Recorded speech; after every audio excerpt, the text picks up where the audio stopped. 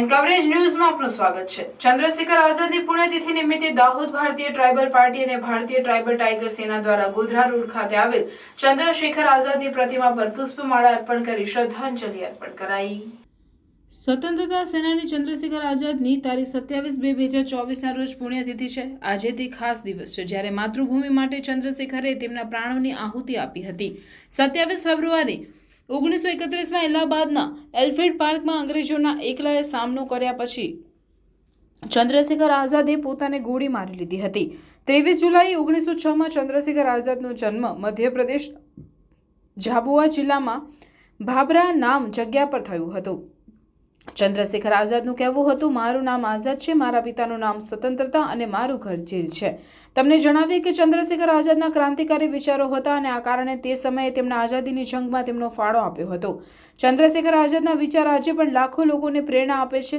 તેને તેમના અને તેના વિચારોને યાદ કરી દાહોદ જિલ્લા ભારતીય ટ્રાઇબલ પાર્ટી અને ભારતીય ટ્રાઇબલ ટાઇગર સેના દ્વારા તારીખ 27/2/2024 બુધવારના રોજ 12 કલાકે દાહોદ શહેરના ગોધરા રોડ ખાતે આવેલ ચંદ્રશેખર આઝાદની પ્રતિમા પર પુષ્પમાળા અર્પણ કરી 2 મિનિટનું મૌન પાડી શ્રદ્ધાંજલિ અર્પણ કરવાનો કાર્યક્રમ યોજવામાં આવ્યો હતો।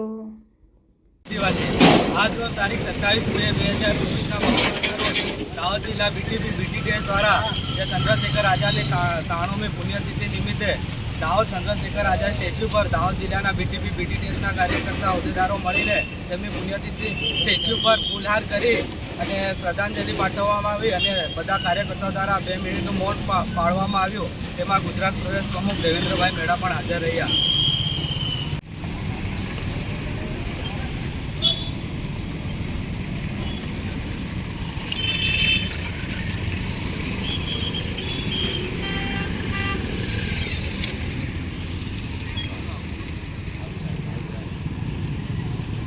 સંવિધાન હું BTP દાહોદ શહેર પ્રમુખ શાહરુખ શેખ અને તમામ મારા કાર્યકર્તા શહેરના અને જિલ્લાના તાલુકાના હાજર રહ્યા અને ફૂલહાર માળાથી 93મી ચંદ્રશેખર આઝાદની પૂર્ણતિથિ પર અમે તમામ હાજર રહ્યા અને અમારા ગુજરાત રાજ્યના દેવેન્દ્રભાઈ મેણા પણ ત્યાં હાજર રહ્યા।